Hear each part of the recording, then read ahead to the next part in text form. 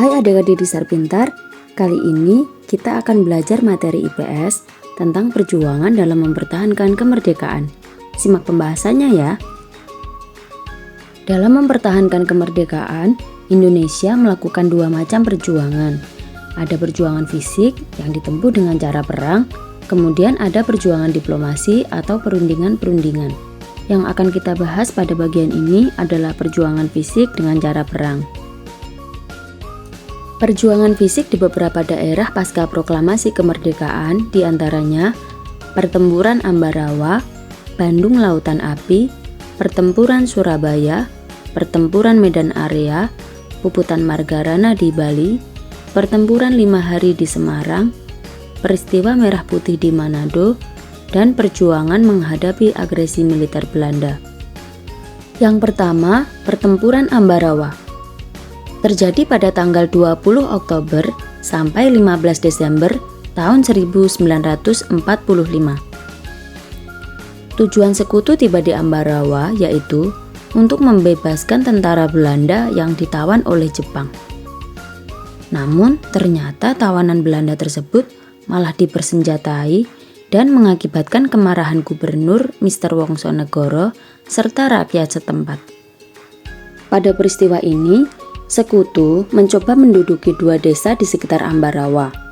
Pasukan Indonesia di bawah pimpinan Letkol Isdiman berusaha membebaskan kedua desa tersebut, tetapi ia gugur terlebih dahulu. Komandan Divisi 5 Banyumas, Kolonel Sudirman, kemudian menangani langsung dan menerapkan strategi gelar supit urang. Strategi ini merupakan taktik pengepungan sehingga musuh benar-benar terkurung dan menyerah.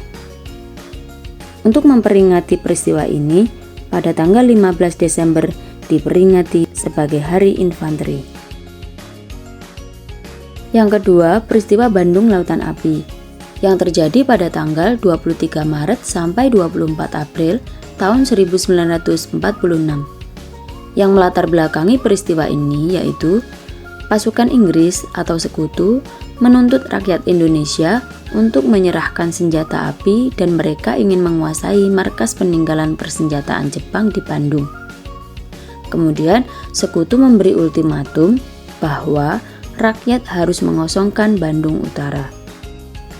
Para pejuang dan masyarakat Bandung tidak terima dengan ultimatum tersebut, sehingga Bandung sengaja dibakar oleh tentara Republik Indonesia dan rakyat setempat dengan tujuan agar Sekutu tidak dapat menggunakan Bandung sebagai markas strategis militer.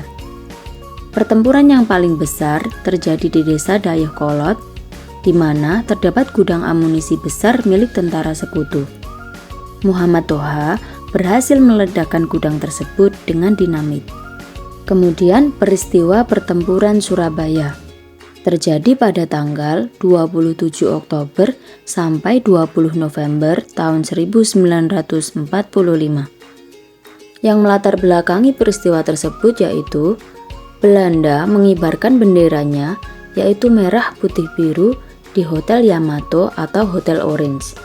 Para pejuang tidak terima karena hal tersebut dianggap menghina kedaulatan Indonesia. Lalu, pejuang bernama Kusnowibowo merobek warna biru bendera tersebut dan memicu kemarahan Sekutu. Di Surabaya sering terjadi bentrokan antara Sekutu dengan rakyat.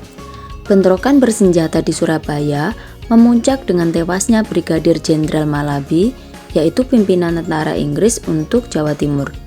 Mobil yang ditumpangi AWS Malabi terbakar akibat ledakan granat.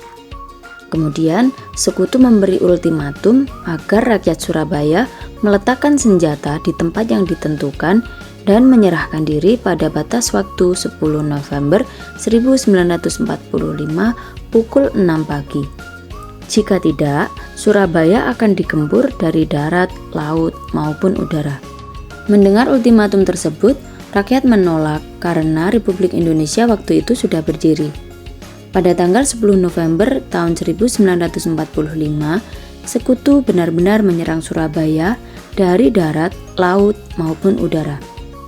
Bung Tomo mengobarkan semangat rakyat untuk melakukan perjuangan. Pada pertempuran itu, ribuan orang dan pejuang gugur karena tidak imbangnya persenjataan. Sehingga tanggal 10 November diperingati sebagai Hari Pahlawan. Sekutu akhirnya berhasil memenangkan pertempuran Surabaya.